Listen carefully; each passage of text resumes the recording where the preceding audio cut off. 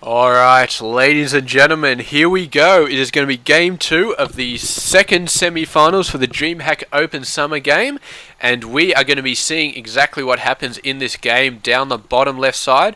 We do have SjoW, our Swedish player, the last Swedish player in the tournament. Is playing for his home country, and the tournament is held in Sweden, so he's got all the home crowd support that he could possibly want. But it did not lead him to the win in game 1, man. His opponent, the venerable StarDust. I don't actually know what venerable means, but I think it's a good word. So there we go, StarDust, the awesome player of awesomeness, managed to get out and do some awesome work in game 1. And yes, in the quarterfinals he proved that he knows how to force field, and in game 1 of the semi-finals he proved that he knows how to storm. So we've seen some awesome storms go down, we've seen some awesome force fields come down, and all I can say is, SjoW, get the Hellbat drops going on, man. You did so well in the quarterfinals with your Hellbat drops.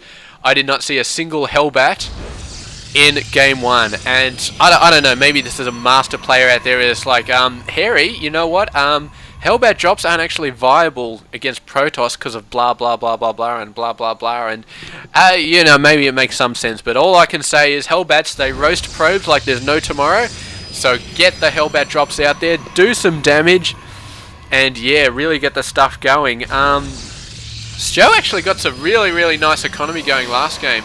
He got a stupidly early expansion. He's got a stupidly early expansion this time. This is before a barracks, man.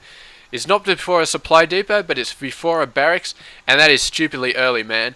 And oh man, if the Protoss does a push right now, he is going to be in so much trouble. But this is a fairly huge map, so it's not an ideal map to do a push, and he's got no way of knowing. He's unfortunately his scouting pattern for his probe not going to be the best. He's he scouted off this one first. I think he's going to scout for this one next. And yeah, so he's going to see this one last, so the timing is not with him. If he saw the Terran base, he found it the first time, and he saw this expansion coming down at the 2.5 minute mark, you can bet your ass he would have gone for some early zealot pressure, man, and just done quite a bit of damage. I'm getting some lag, I don't know why. I'm not converting any videos at the moment, so my computer just sucks. It's like 6 years old or something like that. But the I've upgraded parts. The graphics card is only about 2 years old, so that's pretty sweet. But yeah, I probably should get a new one sometime in the future. And there we go. The probe. He knows. All right, this thing is going to go down. He's going to go over there at the 4 minute mark and see the fully built command center, and he's going to be like, "Oh, I missed my chance, man. I could have done some major damage." The Protoss is not going for any sort of early expansion. Generally, even in a normal play, even if he assumed the Terran player was going to go normal, you would see the start of an expansion down by this point. He has not done it though. He's going for some early pressure. You can see, I don't think he built a zealot at all. He's just built a single gateway. He's chronoing out the warp gate. He's not chronoing it out, but he's getting the warp gate tech. He might be tempted to chrono it out soon. What is this? This is going to be a Stargate, man. A Stargate down at the 3rd base. There's almost certainly going to be for an Oracle, I'd say. An Oracle, because I mean, it used to be for Void Rays, but an Oracle is just so awesome at just molesting the living shit out of workers, man. It just cuts through a man. It's like if you're Jedi and you've got a lightsaber and you're killing innocent people. That is what an Oracle does to workers, man. It is just beyond unfair. And here we go, the Mothership Core going in there, going to do some offense, but there's a few Marines out there, so he's going to get chased away and lose a little bit of his actual health. Not good for him. But no doubt an Oracle is going to be chrono boosted out of this Stargate ASAP. Whatever. Oh, it's a Phoenix. I would not have actually... There we go. He built a Phoenix and then he cancelled it, and then he built an Oracle. So there we go. A little bit of a jittery trigger finger there. But he's got the Oracle coming out now. He's chrono boosting it out. So the Oracle is going to be doing all sorts of damage at the main base, almost certainly, because there's Marines at the expansion. And there we go. It's going to be some very awesome stuff. And he's still on 1 base, man, so he means to end it in the next minute or so. And here we go. Here's the Void Ray. So that's going to be after all the workers go down. The Void Ray is going to start taking out buildings. And he's hoping to absolutely kill it. But the SjoW is is not going to be slacking off as far as the workers go, man. He gets them out of there ASAP. He gets the workers moving up. Of course, this opens it up for the mothership core to start attacking that, but he's already got a missile turret coming up. So SjoW, man, he is not doing bad things at all. He has definitely got his shit together, but we have, what is this, a 4-gate going on at the same time? It's a 3-gate, man. A 3-gate going on. And he's still got a bunch of stalkers. They run straight past the bunker.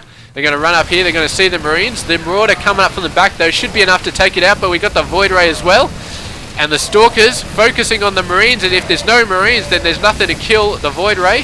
Void Ray manages to survive after all the Marines have been taken out. It's like the worst health possible, this Void Ray, and some reinforcing Stalkers come out. The Void Ray is going to be taking out all of the ground units. He hasn't managed to take out the Marauder yet, but he really does need to take out the Marauder and keep the Stalkers up even longer. Here we go, the Void Ray gets taken out, but the Marauder is a smoking ruin down there. He just fades into nothing. The Oracle coming back is like, hey guys, I'm back. Yay! And he's going to go around, he's going to take out a whole bunch of units, shredding through Marines, and the Stalkers continuing to come through, continuing to do damage. And yeah, he's got to get some units out there. He's getting a whole bunch of Marines, and he may be able to hold this off, but the damage, man, the damage that's been done. He hasn't lost a crap load of workers, man, but he's going to start losing a crap load of workers now. If he doesn't get some sort of defense on this high ground, he's basically he's just given up this expansion. And yeah, the Protoss is going to move forward. The bunker's trying to get down, but not quite. He manages to slow down this area, which should be great, because this is where all the Marines are going to be shooting at these forces. Puts another time slow down there. He's killing so many workers. 10 have died in like the last 10 seconds. But sacrificing the workers to get the bunker up, it's going to be exactly what he needs to do. The Stalkers just run straight past the bunker, sniping workers as they go. And there we go, he's got the Zealots in there, so he's going to try and hit it. Takes out all the workers outside, so there's no more repairing the bunker going on. The Stalkers are going to get taken out. But yeah, as a push keeps going on. And the Terran player, man, he is crippled right now. He has 6 workers versus 25. And there is no way he can survive at this point unless the Protoss just backs off and leaves him alone. But the Protoss is going to go in. He has lopped off all of SjoW's limbs right now, and he is going to go for the rest of him right now. He's just going to be kicking him in the nads over and over again, and there's nothing that SjoW can really do about it. One Marauder managing to get out, but that's going to go down. And yeah, there we go. There is the GG from SjoW. And StarDust showing some very, very good use of early pressure.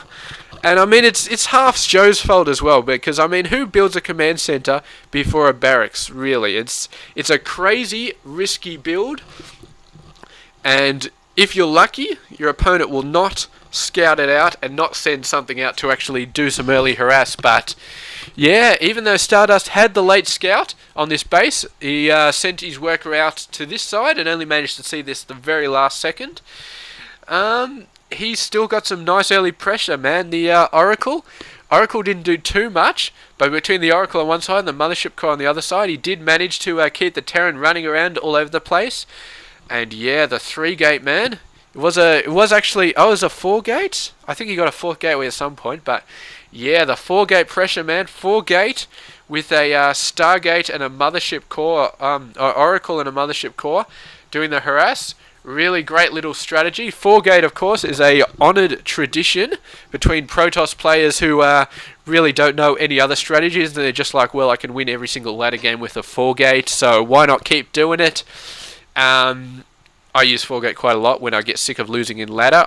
It makes me feel better when I win a game, and 4-gate is the best way to win, so I use 4-gate quite a lot, actually. But yeah, mixing in the Oracle and the Mothership Core, and they it's not just you go and take a few workers and you get taken out, man. Those guys just keep coming back in and coming back in and coming back in and keep annoying all over the place. You don't not only have to worry about the Stalkers, you have to worry about the Oracle and the Mothership Core. Eventually, I think they both got taken down, but by then, the Terran, man, all his hair was just completely falling out. All of the people in the stadium were like crying their eyes out. They're like, no, SjoW, you can do it. StarDust, man, he probably had his personal guard surrounding him by that stage, just keep off the horde of angry Swedes who were going to tear him limb from limb. And yeah, just absolutely, absolutely awesome play. And I gotta say, congratulations to StarDust, man. He scouted out the early command center, the stupidly early command center, I'm gonna say, because yeah, it's just such a risk to get it so early before the barracks. He scouted it out and he went for a 4-gate plus Oracle and Mothership Core Harass, and it worked really well. I mean, props to SjoW for holding off as long as he could.